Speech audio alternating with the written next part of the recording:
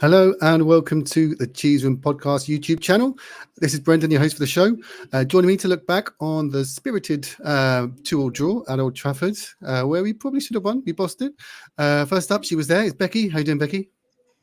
Very good, thank you. For those of you in the UK, it's gone very cold today. It's gone -1. I went to get Jack from basketball about half an hour ago, and I'm thinking it's 9 o'clock at night here, and it's -1. It's probably going to be snowing tomorrow. I think I hate snow.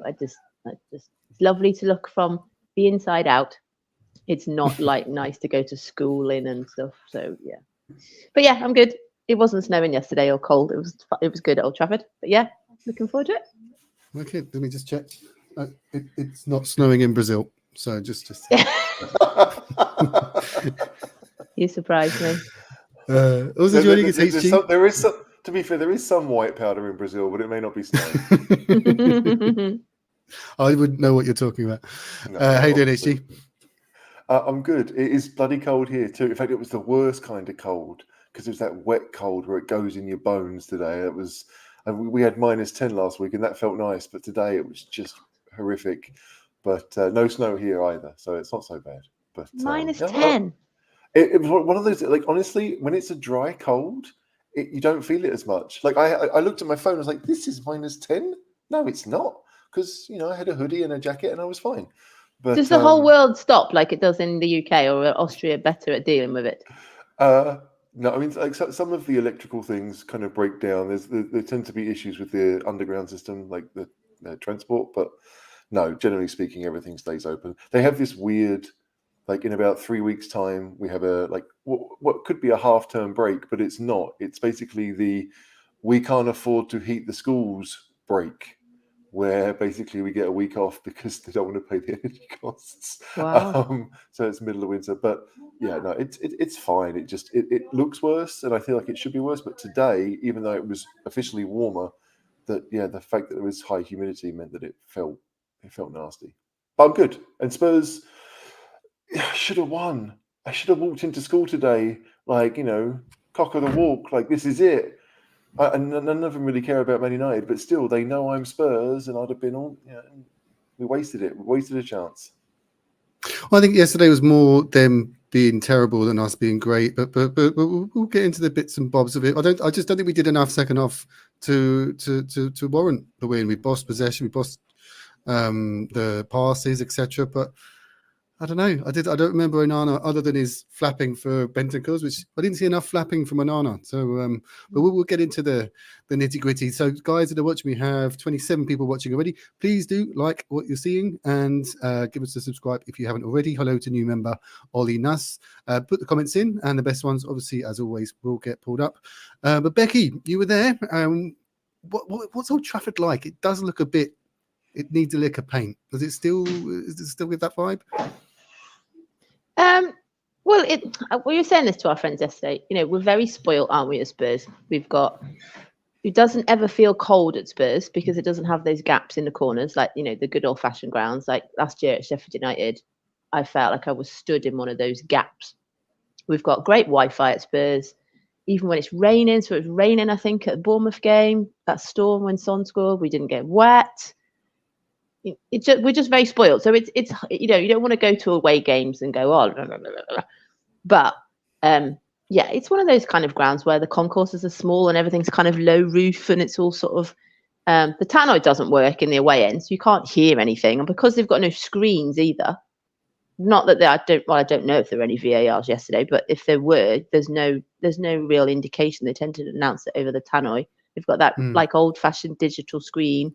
And from where we are in the way end, you needed binoculars to read what it is. I remember squinting those going, because when they scored, I was like, what did that say? Oh, yeah, it was like a minute and a half or whatever it was.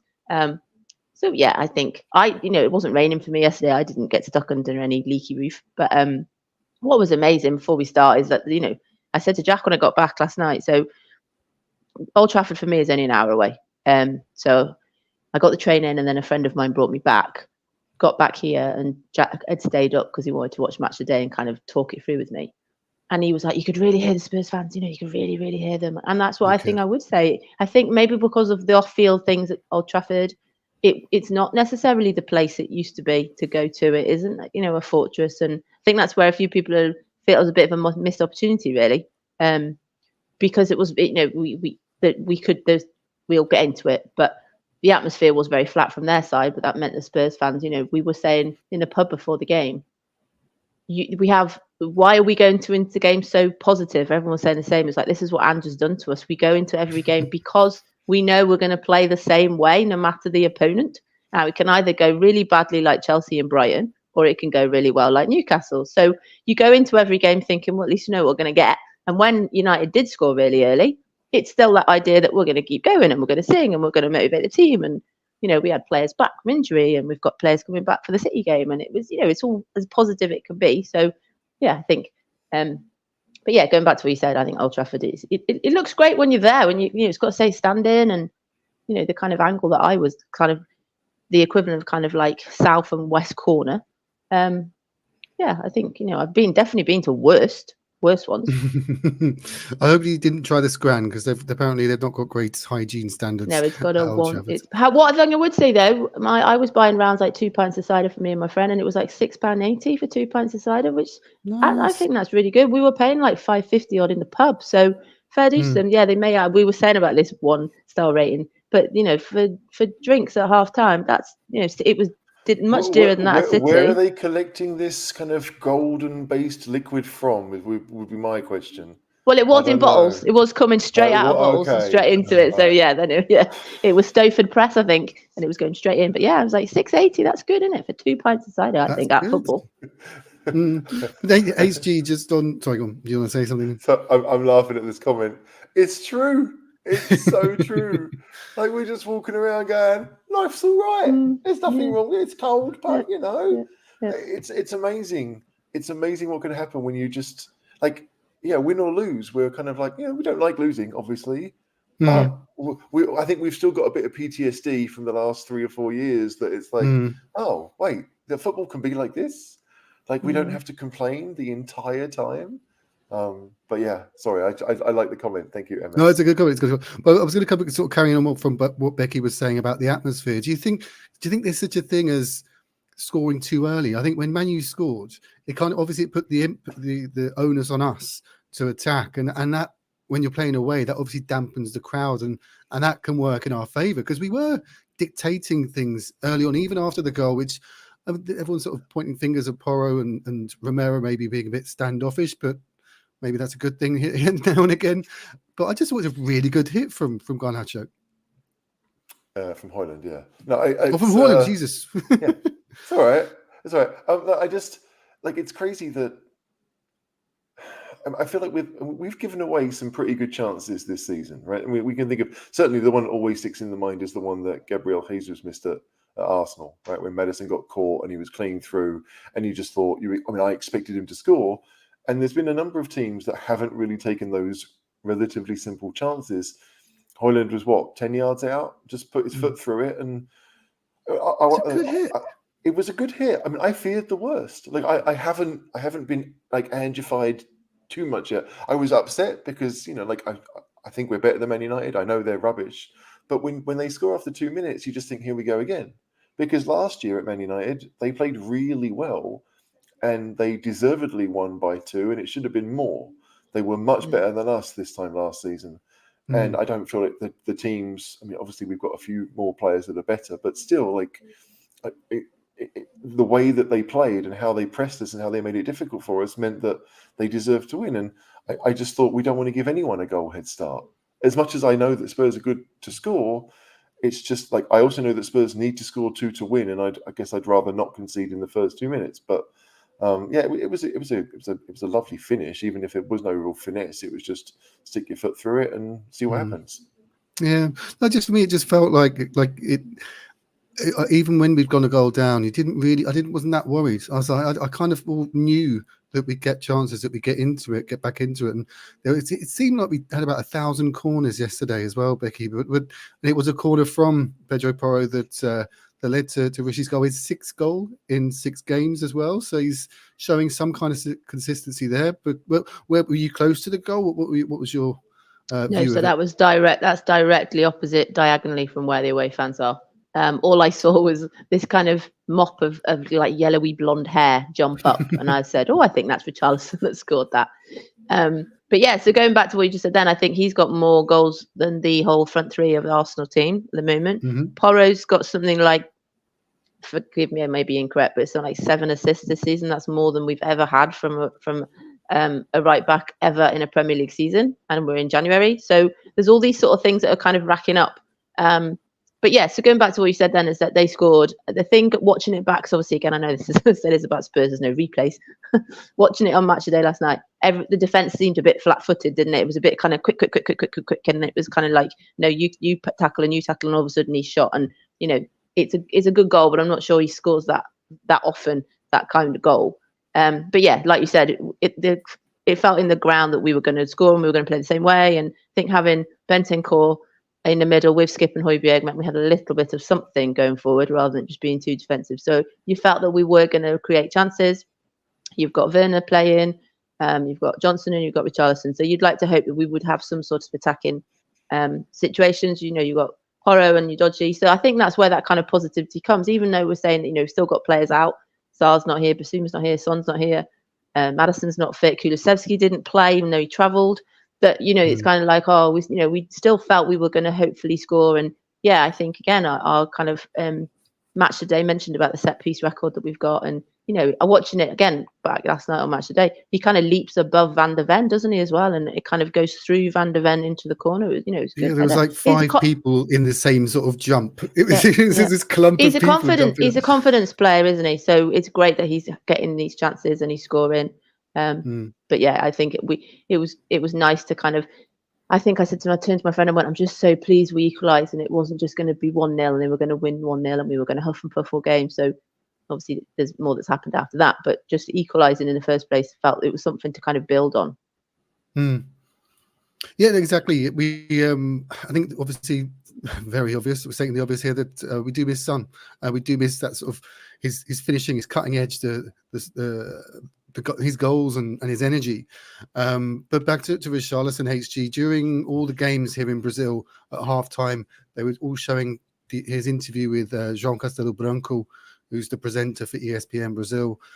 When he spoke about his emotion, his mental health struggles, and that he has sought therapy. He is still seeing therapy, and he will continue to do so. And just about that first step, because he said he's from the countryside. Brazil is quite a patriarchal, quite a macho society. So guys from the country are supposed to be these hard sort of working on the farms. And he said that if you open up and tell people I'm in therapy, they'll just call you crazy and make fun of you. So he said he had that prejudice as well, but he seemed so much more, I guess, at peace with himself. He said he's rediscovering happiness, and these are sort of quite deep emotions to convey on ESPN Brazil. But it's really good that he's opening up about these things, isn't it? I mean, like to me, like happiness. I mean, I don't want to get all, I don't even know how to describe it, but like happiness is something that you have, right? Like I don't think it's really a feeling. I think it's something that you have, and sometimes you have to choose to have it. Like the whole kind of fake it till you make it thing. And so if Richarlison has realised that he does have some control over this, and if he's getting professional help to show that that's possible. That you can only control the things that you can control, and all those. I don't want to be too trite, but you know what I mean. Then it's no matter what job you do, no matter how much you earn, everyone has that battle. Everyone has to understand that like there are going to be bad things and there are going to be good things, and sometimes pressure comes from both. And it's okay to know that you're not in control. You can't be in control of everything. You can't carry that burden yourself. So. Clearly, I don't know when he started having the therapy, but obviously he's been scoring lots of goals for Spurs, which is a great side effect as far as we're concerned. But it does show that for even for little children, I don't idolize footballers anymore. If I ever did, I certainly don't do it now.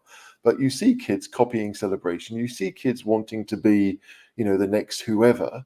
And so when they do see these role models, these people that they look up to, and they know their dates of birth, and they know where they grew up, and they, like, as kids you devour that information. So when they see that these people are out there getting help for the things they can't control, then that's got to be a great thing. And so, yeah, I mean, well done to Richarlison, and thank you that Spurs are getting some of the benefits of that. Well, he did compliment the club when talking about it. The club is we sourced the therapist that he's using, and so he did say the club supported me a lot through this. And I think we know that there was issues, financial issues that he had with an agent or someone connected to the agent, and just betrayal of friendship. Which, when you're in that sort of limelight, when you're in that sort of stardom, people will look to take advantage, and I don't think he was ready for that. So fair play to him. And like I said, we're reaping benefits now when we need it. With Sonny away until perhaps mid-Feb, we do need the goals to come from him, and he is delivering 6 in 6, as we said. But back to the game, Becky. They did. We were in the ascendancy after the equaliser, but we just gradually let them back in that first half, I thought. And I'm not saying that their second goal was inevitable, but it was almost identical to the first. But it was that sort of area of the area that makes sense, and a bit of sort of quick footwork, and it shot under Van der Ven. And again, I don't want to sort of be pointing fingers and blame and stuff. I just thought, well, it was just one of those hits. It was a good hit. What were your thoughts on the goal, both live and looking back? Yeah, very similar. That it was just kind of lots of quick movement. Rashford likes a goal against us, doesn't he? And it was sort of, he kind of, I've seen it back. Van der Ven does one of those kind of like split knee kind of nutmeg kind of things, doesn't he? I think, it's great that we've got Romero and Van der Ven back, but I'm sure Ange will say to them, he's wanting us to keep clean sheets. He's wanting us to stop being in the situation where we are conceding goals. We can't outscore every team we play. I would imagine that would be more of a thing next year. So it was disappointing. So people put in the chat as well that I think Spurs have just tweeted it, that it is a Premier League record now, 34 times that we've scored in the Premier League. But for me, the 2-1 goal from Rashford was that he went back in at halftime going, that's the worst time to concede. I hate it. I watched the Chelsea Fulham game, I think it was, on Saturday, and Chelsea scored just before halftime, and it's like, I can't stand it when they do that. It's so annoying. And that's what happened. We just sort of switched off.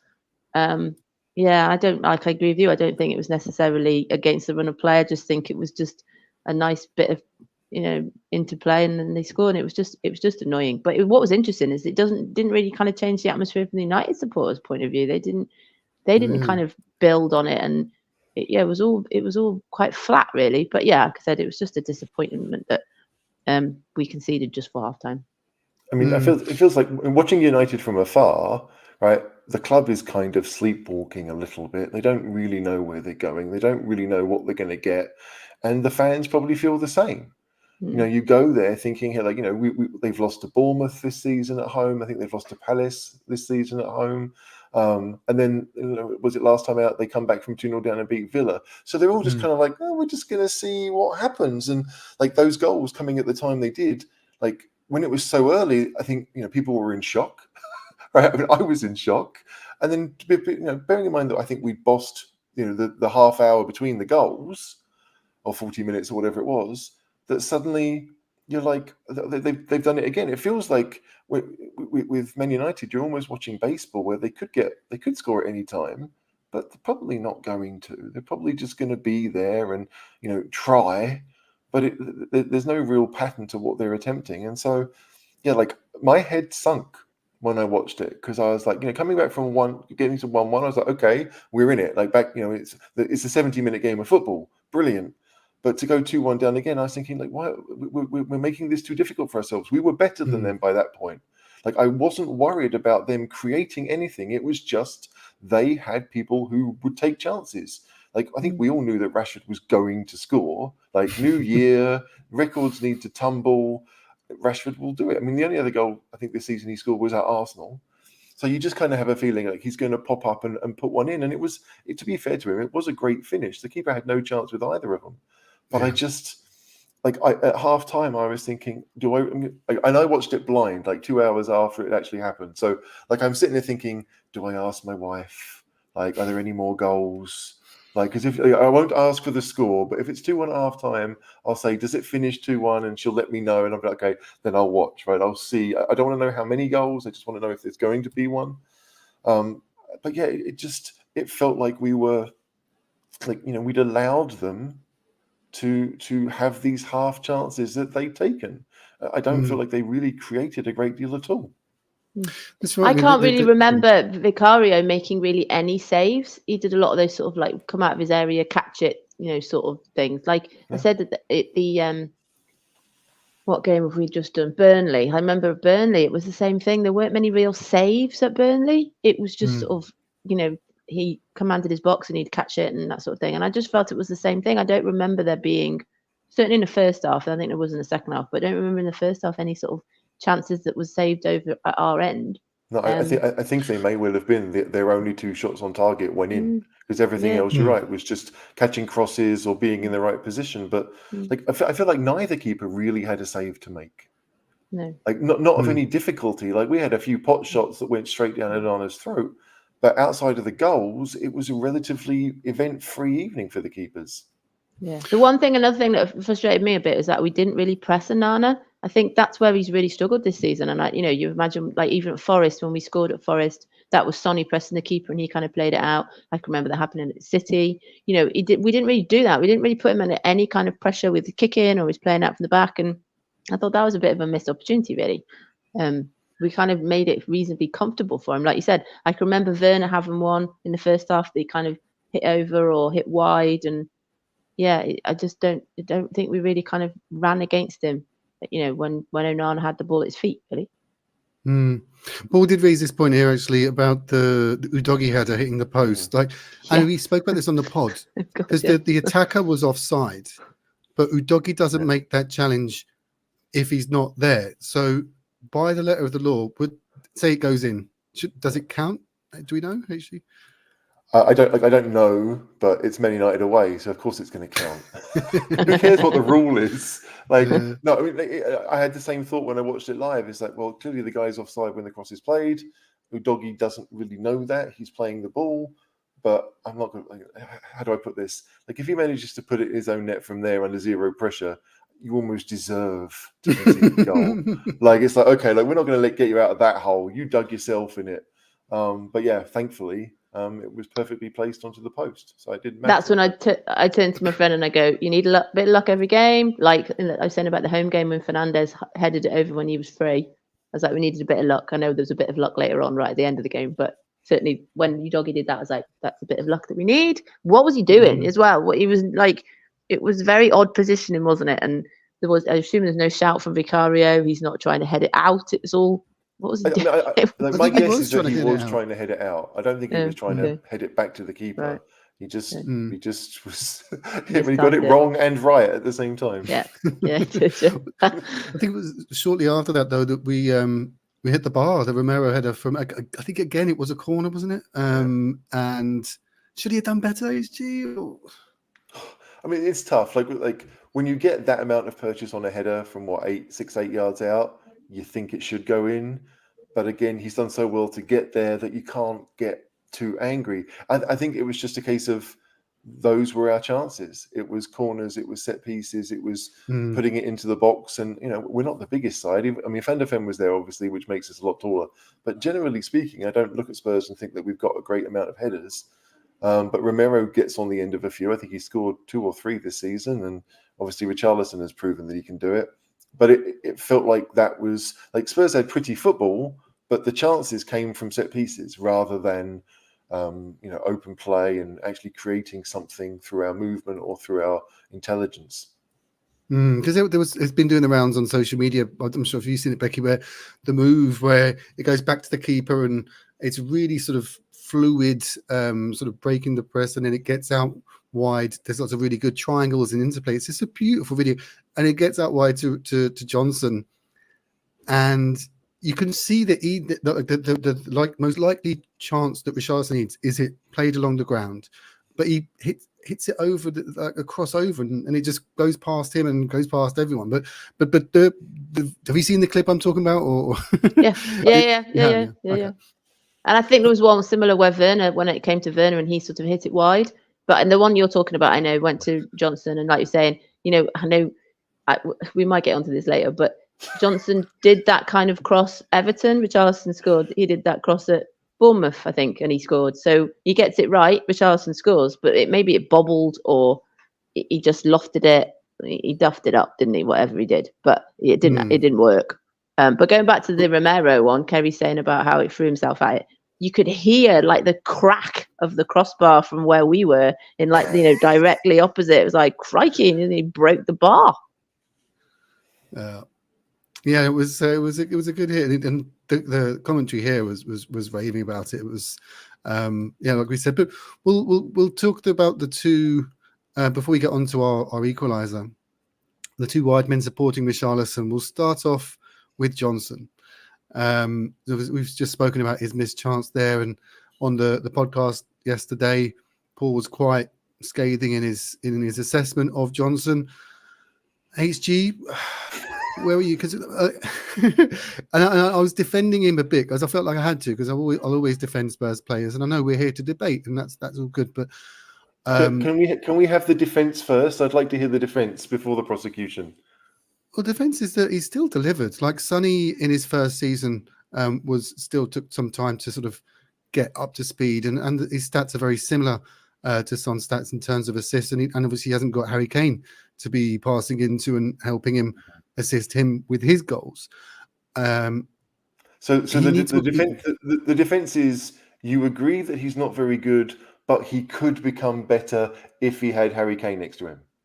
No, he could come back up. He could become better if he gets more confident, if he looks up, if he's a bit more composed, if he's just these things that can be taught. I don't think it's a write-off just yet. The attributes that good footballers have that he doesn't seem to have. You mean? I mean, because well, here we go. By saying the other defence, I would say, before you obviously thank you, Becky. I'm going to prosecute. I read a lot today about the fact that he was not I think we said this in last week's show. He's not intended to play all these minutes all of the time, and because of the injuries, he has had to. I think I read today that he's got 5 assists and 1 goal. It's not dreadful, but it's just it's a high bar when you had Sonny playing in that position last year. Even when Son had a poor season, he still scored 10 times, and that's maybe where the comparison is. They're comparing him with a left wing and Sonny, and the problem is that he's then on the right wing, and then Kulusevski is switching, and he was never intended to play all these minutes. He was going to be he was probably going to be a sub for Kulusevski, and Kulusevski was ill, and that's from his point of view, he is still learning, he's still new. But I agree with the fact that it was a hefty price tag. You'd make the step up. You've been in the Premier League, you make the step up. You've got to unfortunately make that step up quite quickly, and although we're doing quite well in a sort of inverted commas, despite the injuries, it still seemed to be him that seems to be getting quite a lot of the flack. Well, who else didn't play very well yesterday? Maybe probably. there were others. I don't know. Højbjerg, I don't think Højbjerg was great. No. Yeah, but this is the thing. So, it's one of those awkward things. I felt like I was being nice to Johnson when he didn't play so well down the left, because it's not his position and never has been. So I can understand that going forward, you don't expect a great deal. Like the cross for Kulusevski's equalizer, fair enough, right?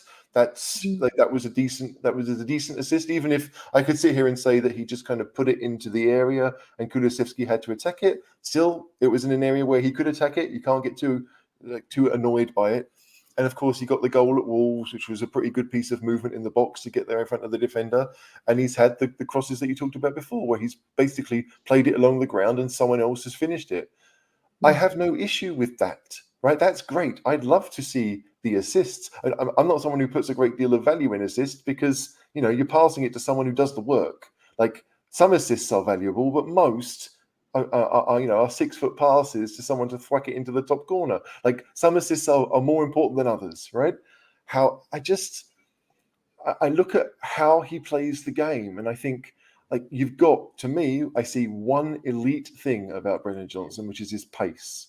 We all know that he can outrun pretty much anyone on that pitch, no matter who he's playing. Like, even against Kyle Walker, I feel like he'd have a chance pace-wise, even if Walker would just body him off the ball very easily. And yet, you never see it. And that's what annoys me. Like, I understand if we're playing against the low block, you may not get the chance to really see him go, because he doesn't seem to be quick. He's just it takes him a while to get going, but when he gets going, you can't stop him.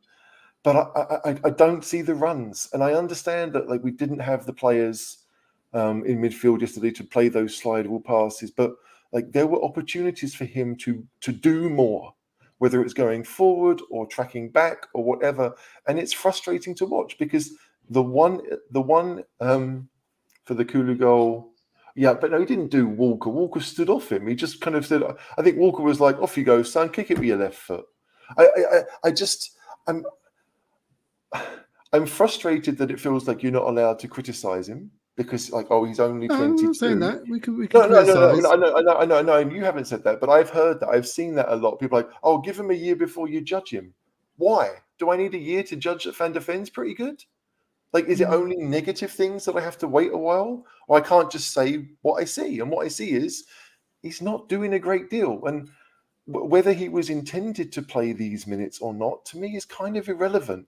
Like, if Van der Ven can get in the team and be very good from day one without a pre-season, then I think after 4 months, I can expect to see a little bit more from Brennan Johnson. Again, I'm not expecting Gareth Bale world-class within his first 2 months, but I do expect to see someone who has seemingly a belief in his own ability and wants to take players on. It just seems very, very safe. And that's the one thing I wouldn't associate with Ange Ball. It just doesn't fit. I'd like to thank He people is probably for defending. Go on. He is probably the only player that we've signed this season that hasn't really worked immediately, and I think that maybe is unfortunate, isn't it? Because it has worked for everybody else. You know, Udogie's come from a different country, and he's just immense. And most times when Udogie and Sarr were playing, we didn't really talk about them because the level of what we expect for them is just so high.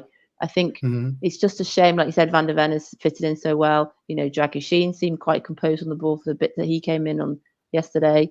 You know, Werner, I think, will get there. He hasn't played for like 2 months, has he, or maybe longer than that. It's just like you said. How long do we keep making the excuses for him? And the thing is, like, I will say that everything I described about Brennan Johnson yesterday kind of goes along with Werner. Like, he didn't really go at fullback too often. He had the 1/2 chance from that lovely pass from Skip, but I never had any confidence that he was going to score, especially when he took it on his left. But again, Werner's played 17 minutes of football in 3 months. So you kind of expect, I would expect Johnson's level or whatever to be higher. I'm not giving up on him at all. I don't want him to fail. I just look at what he's giving and think, like, you know, if everyone is fit right now, Brennan Johnson doesn't make my 20. It's not even on the bench for Spurs. Wow. And like, because if you think about it, I mean, you've got Werner who's shown something. You've got Solomon. You've got Perisic. Like, if everyone is fit, I mean, maybe Valise would become the substitute striker, or, you know, do you know what I mean? Like, what would Johnson really do? He'd offer a bit of pace off the bench, which could come in handy. But like, again, like, I don't feel like he'd be one of the 5. You'd be thinking you're going to come on and change the game from the bench. Is he better than Hill then? Because you didn't say Hill then. I think I think when it comes to playing left wing, then I take Brian every time. I think when it comes to playing right wing, I take Johnson every time. You would hope that they would be better on their own natural sides than the opponent. But I just think, like, if you think of those, you know, those players that could come on if everyone was fit, because, like, if you think about the 3 in midfield, you might go Bentancur, Maddison, and Sarr. So you've still got Bissouma and Lo Celso, and Kulusevski would have to play right wing because Johnson wouldn't do it. But, like, maybe I'd want the trickery of Solomon off the bench. Maybe I'd want the crossing of Perisic off the bench. Like, there are a lot of different choices, and Brennan Johnson, like, when you think about what he can do with the ball, I mean, that's the thing. Like, if he's just going to be the dagger, then I'd want to have some faith that he would take the chance, and I'm not sure I have that yet either.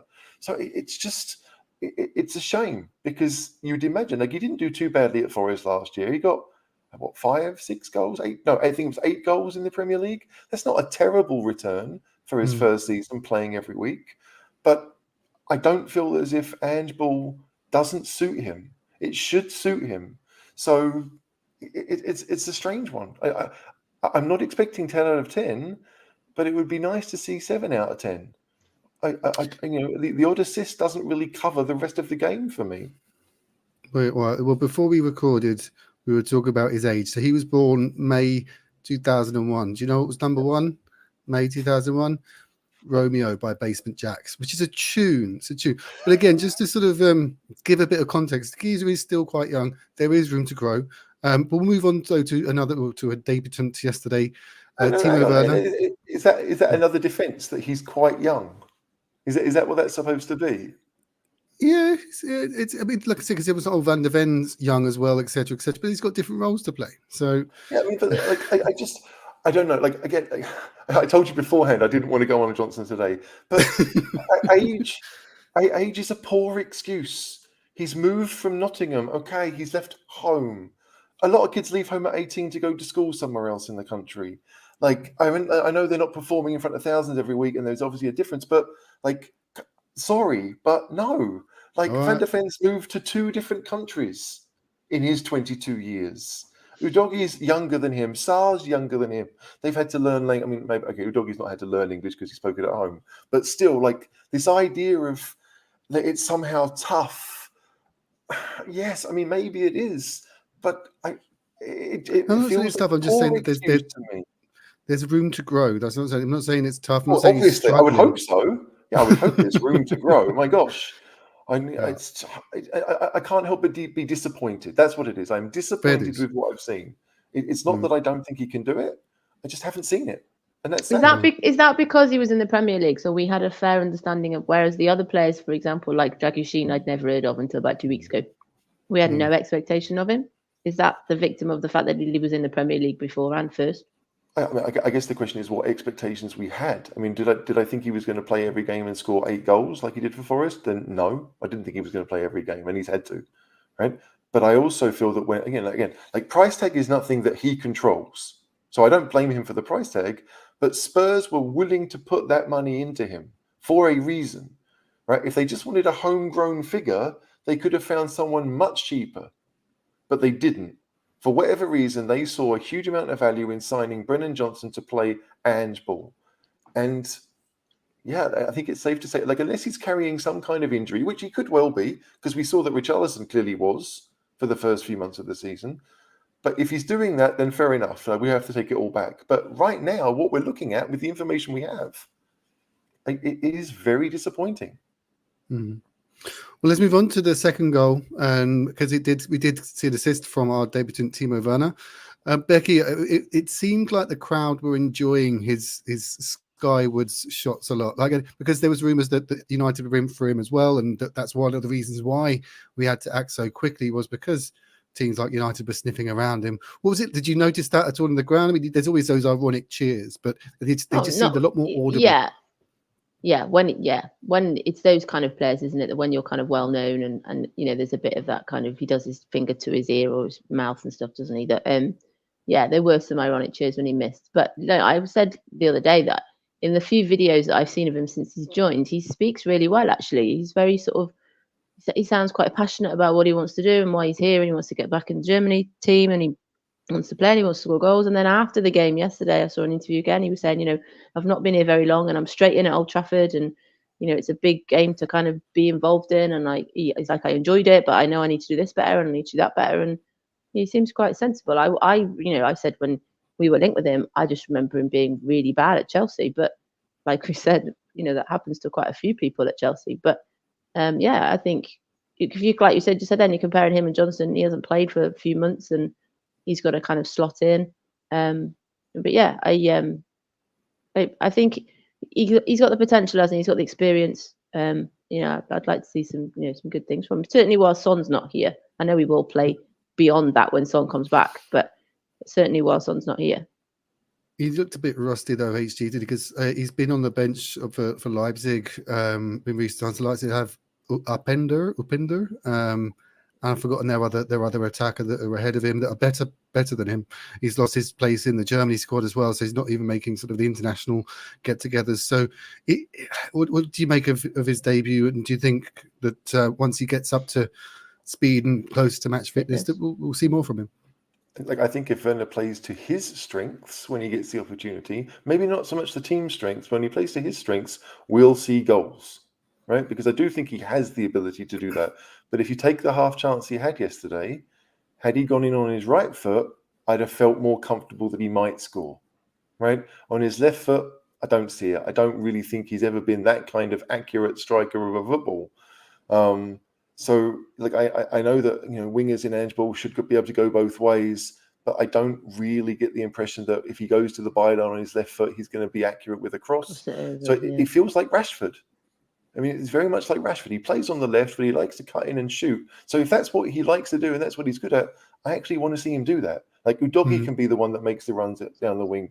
Like someone else can be that person. But I think for Werner, like it's like it's like with all of them. Like Son likes to cut in, but he can go both ways.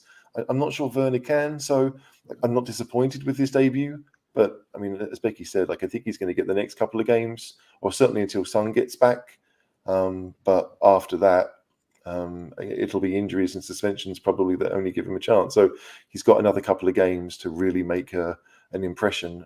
Until after that, I think he's going to be a bit like what Danjuma was last year, just kind of there for numbers' sake. And the goal itself, Becky, it was, I think you said actually that you were finishing your pint, so you missed it live, but you've seen it since.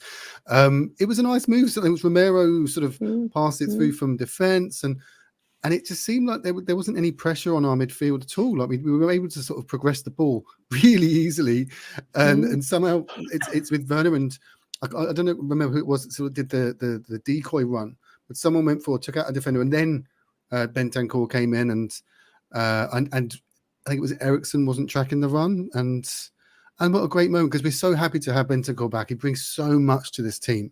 But it was a cracking goal, wasn't it?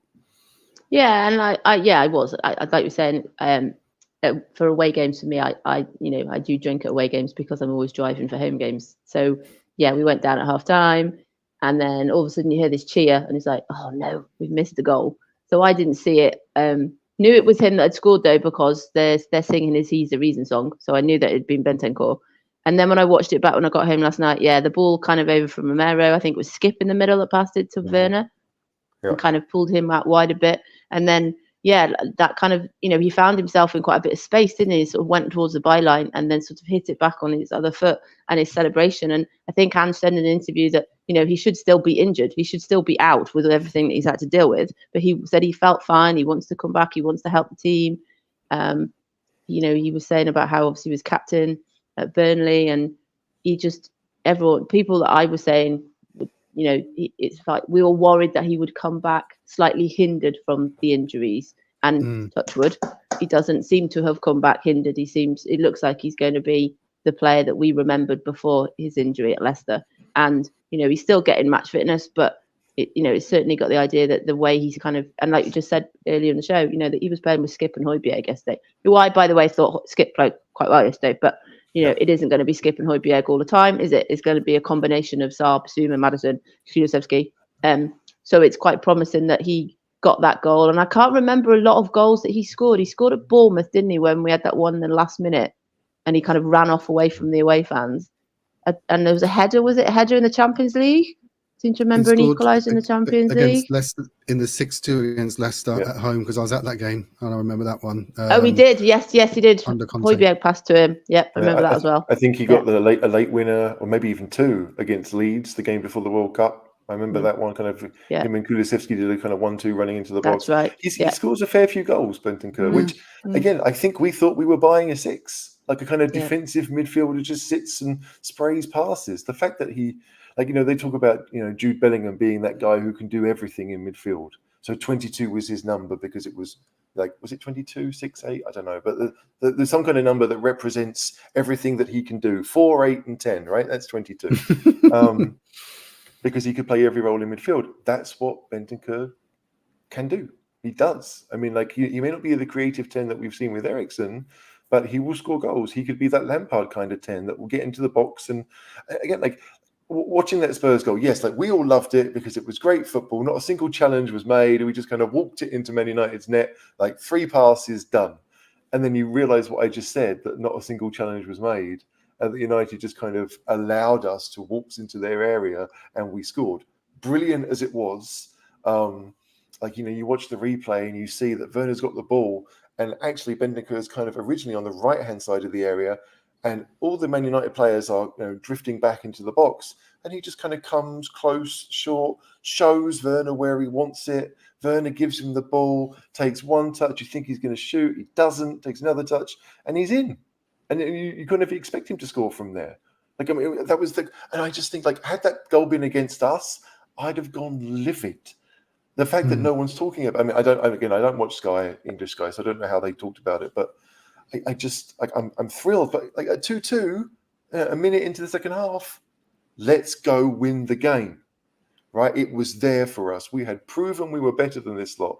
They'd had 2 half chances that have both flown in, but and that, like, it's tough to go to Man United, play that well, and be disappointed, because I am. We should have won that game. Man United are rubbish. We should have beaten them. Well, why didn't we? Like, what happened in that second half? Because I'm thinking back. We didn't have. There was the Richarlison chance, which was a bit of a half chance. It's easy for an Onana to save. Just, it was low. It was on target, but you'd expect any keeper to, even an Onana, to save it. We didn't test him enough that second half. We bossed it in the end. I think we were better defensively than in the first half, because they showed the stat of touches in the opposition box. Man United, and it was like halfway through the second half, or towards the end of the second half. In the first half, they had plenty, and second half, we really restricted them. So maybe Ange was at half time saying, look, we need to tighten things up defensively, and maybe that in turn has an effect on how we attack. I don't know, but just we didn't have that fluency, and our bench as well. I mean, maybe we were tiring a bit, but our bench was weak, wasn't it, Becky? Yeah. So obviously we've got Dragusin who came on. It was Royal came on, didn't I remember? And did Hill come on as well? Mm-hmm. The second half is a bit sketchy, I'm not going to lie. How many did you have at half time? The problem is as well is on Match of the Day they didn't really show anything apart from the goal and the chance at the end. So my memory of it is the Match of the Day memory of it, and there's obviously more that happened. But yeah, I remember the first half definitely more than the second half. So yeah. I mean, I said before the game that I felt that because we had a front three that I didn't necessarily trust to create chances, that maybe one of them would have to drop out, and we'd maybe, I mean, we don't have many options, obviously, but we'd maybe push Porro a bit further forward and play Emerson at right back, because Porro has the ability to be somewhat creative and to play those passes. And even if it's a cross, you know that Richarlison can get on the end of it. And that felt like really a way to improve the quality up front. Obviously, we'd have lost the pace that Johnson could give us, but it would have given us something different, the ability to create something, because we didn't really. There was the shot that kind of fell to skip from distance, where it gets deflected and you don't really know if it's going to go in or not. That felt close, but it clearly wasn't. But really, the best chance of the second half was the one that United missed right at the end. Yeah, I remember that. We didn't get anything like that, and again, that's just. I know we don't have too many attacking options right now. But again, like I had this argument yesterday in a WhatsApp group. I know that people will say it's, Man United away is not the time to give Donnelly some minutes, or whoever it could have been. But when you've got the ball and you're dominating possession, I don't care if it's, an easy team at home where you might think, okay, yeah, that's the best game to do it. There is no better chance. If you've got the ball, then you allow your 18, 19-year-old to go on there and just try stuff, do something different. They weren't required to do much defensively. They shouldn't have been required to do much. It just felt like whatever impetus the fresh legs could have given us, we didn't even attempt that. And that was sad, because it felt like we'd settled first 2-2, and United were thinking, okay, well, we'll take it if you let it. And so it petered out a bit. I've seen the kind of commentary or the punditry that Roy Keane said afterwards, and I agree completely with it. That Spurs, Spurs are getting a lot of praise for going to Man United and playing well. Well, they didn't win, and that's kind of the point of the game. Like, yes, performances are great, but you have to make it count. And there's no guarantee that when everyone is back that we're going to win every game. There's this assumption that we will, because we're good and we're getting good players. But you've got to take your chances. You've got to create chances. And Spurs did neither, really, last night. A couple of goals from a couple of chances. But I don't feel like we talked about it earlier. We didn't test Onana for the rest of the game. It felt like both teams forgot the goalkeeper was playing. Yeah, I think as you pointed out, Ange may still be reluctant to play youth, and that bench didn't. There wasn't many options with. What's the nature of Kulusevski's injury, by the way? Do we know? Is that a knock in training? Was it in the warm-up? He's ill. I think he's ill. He's ill. So Okay. they said it was a knock, but then later in the week, I think Paul O'Keefe said he was ill and he travelled, so he was seen getting off the coach in Manchester on Saturday. But yeah, we were surprised, I must admit, when the team got called out that he wasn't in the squad. Apparently, but I think Ange said there'd been illness through the squad. I think he said Udogie had been ill as well. Yeah. So I'm not sure quite what's gone on there, really.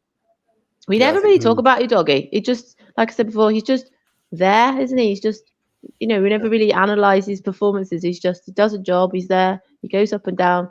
He's where he needs to be. He's probably talked to him about the most this time because he nearly scored no goal. But he's just, he's just there. He's just doing what he needs to do, and it's great. I think when you look at Udogie, you can see that in the youth teams of whichever team it was, maybe Verona, I forget. But he played. I actually weirdly saw him play for like under 19s Italy a while ago, and he played in midfield. They had like a midfield three, and he was the left-sided of that three. He didn't play down the wing, but he clearly had the energy and the whatever you would need to play that position, and he shows it. So as much as he was a wing back at Udinese last year and even the year before, like him moving inside is not a weird thing. Like I feel like we saw most of his best work yesterday going backwards. The battle with him and Garnacho was a pretty good one, and sometimes Garnacho got the better of him, but mostly it was Udogie. But we didn't see too many of the runs going forward. I didn't really see too much of him and Werner working together. I mean, again, it's difficult when they barely know each other, but still, he's just extremely good. I mean, we are very lucky to have him, and the fact that he's still only 21, barely. Oh wait, 21. No, he's too young to be good. Well, give him time. He'll be much better once we give him time. I knew you were going to say that. Well, I mean, it's such a stupid reason. Dele Alli was nutmegging Modric at 19 or whatever it was. Like, we all knew. We saw that pre-season game, and we all thought, hey, this kid's got something. Just from that. From that. The fact that he went on and became what he was for Spurs, none of us saw that coming, but you saw some kind of spark that made you think, we've got a real talent here. I don't feel that way about Brennan. Sorry, I don't. It's all right. Well, it's just interesting reading some of the comments. People were saying that obviously we didn't have a particularly attacking midfield yesterday, so whether that affected the Porro. I saw some people saying today they didn't think Porro was as good as he's been either, and I think possibly, like I said, when the team was announced, it was like, oh, we've got Højbjerg and Skip. Oh, crikey, this is quite defensive, and maybe that was why. What happened? The interesting thing. Sorry, Brendan, I know you want to get onto something else, but like Skip. I mean, you looked at that midfield three and you thought, okay, who's going to do what? Right? We all know the roles in Ange Ball with pretty much like one's going to be the sitting midfielder and two are going to do a bit of everything. But there's no creativity. There's no Maddison. There's no Kulusevski kind. So what are we going to have?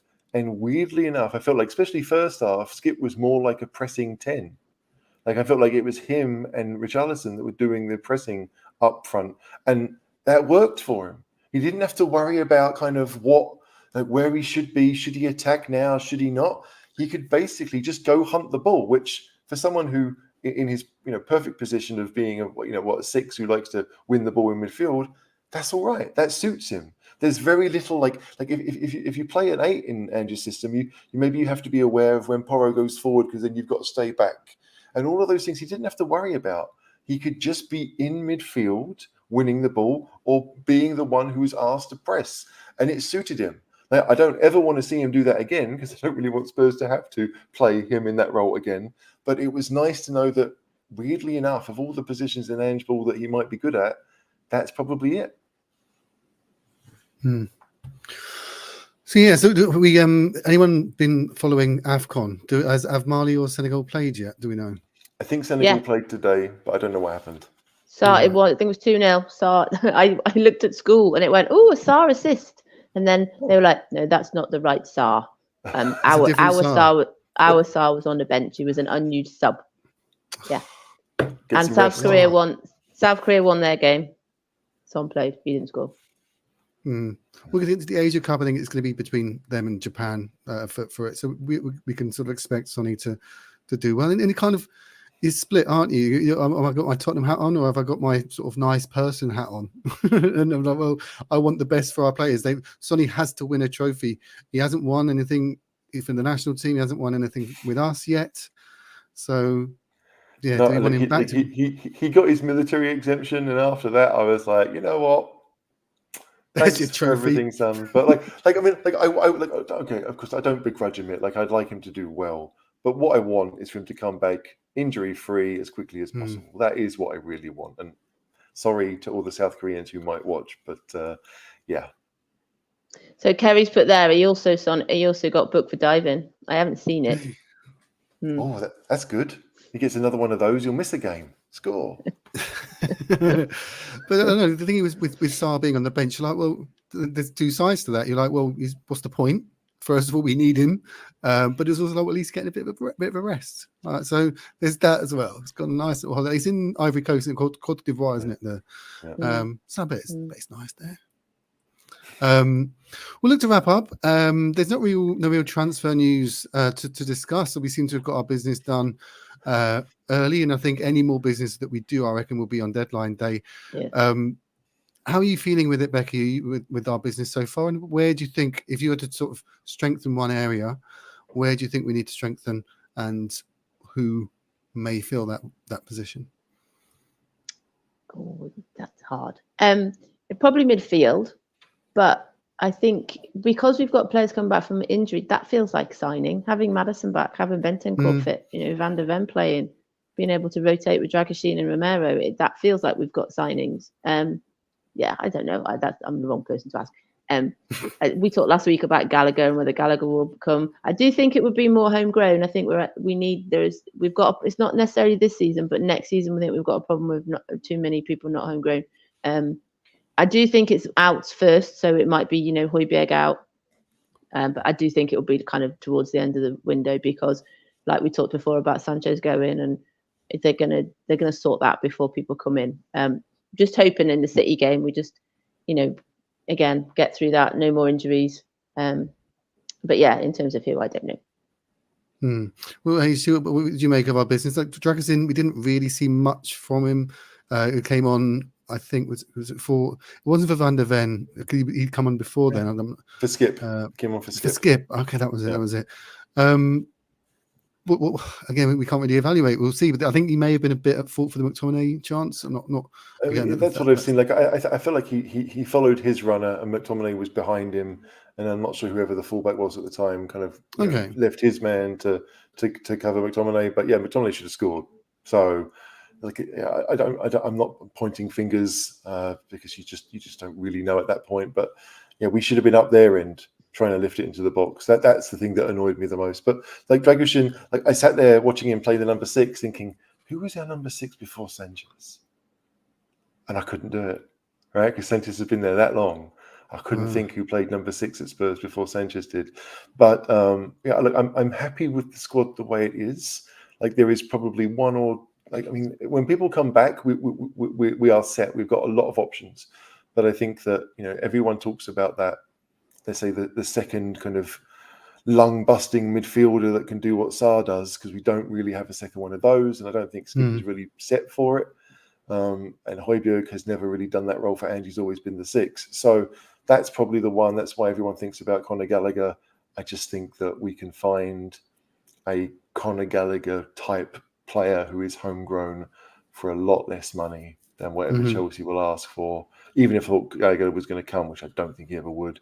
But that's probably the one thing where you look at it and say, okay, that might be something. But January, to me, like if you can get a permanent player like Dragusin, brilliant, because they're quite difficult to find.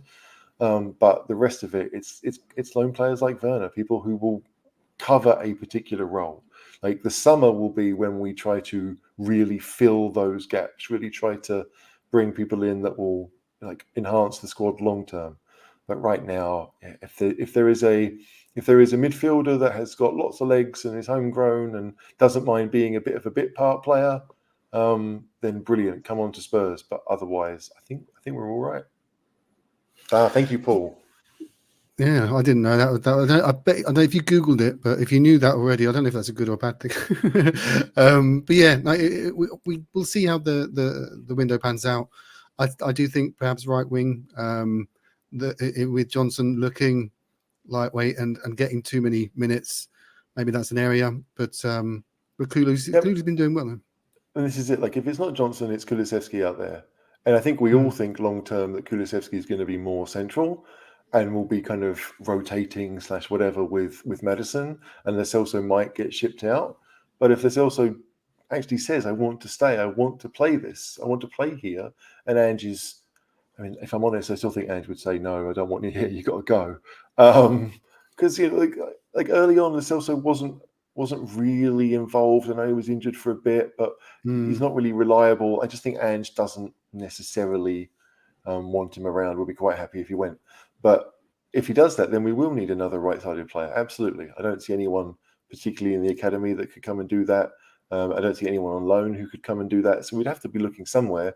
But as Becky said, homegrown seems to be the focus because we don't really want to have to name 4 goalkeepers or whatever it is to try and make that homegrown number. But yeah, like that Luton left wing back, he'd be one I'd be looking at. Absolutely.